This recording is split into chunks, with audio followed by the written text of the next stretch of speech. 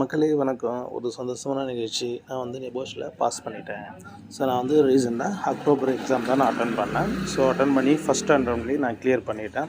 எனக்கு இந்த எக்ஸாம் வந்து பார்த்திங்கன்னா அட்டன் பண்ணும்போதும் இல்லை ரிஸ்க் அசஸ்மெண்ட் பண்ணும்போதும் அந்த அளவுக்கு டஃப்பாக தெரியல. ஏன் அப்படின்னும் போது நான் வந்து பார்த்திங்கன்னா அதை நான் ரிஜிஸ்டர் பண்ணுறதுக்கு முன்னாடி 1 இயருக்கு முன்னாடி நான் வந்து ஸ்டடி பண்ண ஆரம்பிச்சிட்டேன். நோட்ஸ் எடுக்க ஆரம்பிச்சிட்டேன். ஸோ நான் லாஸ்ட்டு 1 இயர் ஃபுல்லாகவே படிச்சுட்டு அதுக்கப்புறமேட்டு தான் நான் ரிஜிஸ்டரே பண்ணேன். தென் வந்து பார்த்திங்கன்னா ட்ரைனிங் செஷன்ஸ் எல்லாம் கரெக்டாக அட்டன் பண்ணிவிட்டு ட்ரைனர் கொடுக்குற இன்ஸ்ட்ரக்ஷன்ஸ் எல்லாத்தையும் கரெக்டாக அட்டன் பண்ணும்போது எனக்கு அந்த எக்ஸாம் வந்து அந்த அளவுக்கு ரிஸ்க்காக இல்லை. பட் எனக்குள்ளே வந்து நிறைய பயம் இருந்துச்சு.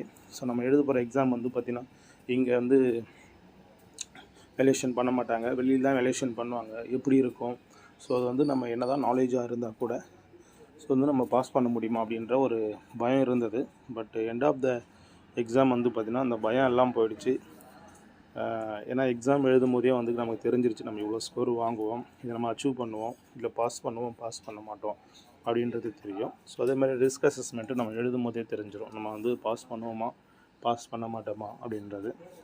ஸோ லாஸ்ட்டாக நான் வந்து நெபோஷ் பாஸ் பண்ணிட்டேன்.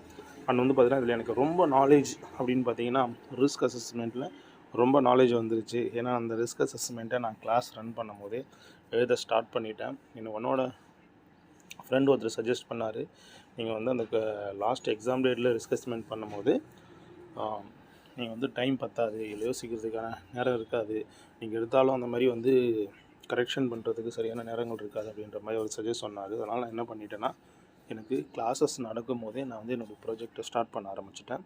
ஸோ அப்போவே நான் முடிச்சுட்டு நான் பேப்பர் 1 எக்ஸாம் வர்றதுக்கு முன்னாடியே என்னுடைய பேப்பர் 2 நான் முடிச்சுட்டேன். ஸோ மீதி இருக்கிற நாட்களில் என்னுடைய பேப்பர் 1க்கு நான் பயன்படுத்திக்கிட்டேன். ஸோ பேப்பர் 1க்கு நான் ஆல்ரெடி தயாராகிட்டேன். பேப்பர் 1 எக்ஸாம் வந்த உடனே ஸோ நான் வந்து பார்த்திங்கன்னா கிட்டத்தட்ட ஒரு 7 ஹவர்ஸுக்கு முன்னாடியே பேப்பர் 1 முடித்து அப்லோட் பண்ணிட்டேன். ஸோ அந்த அளவுக்கு எல்லாமே ப்ரீ பிளானாக இருந்தது.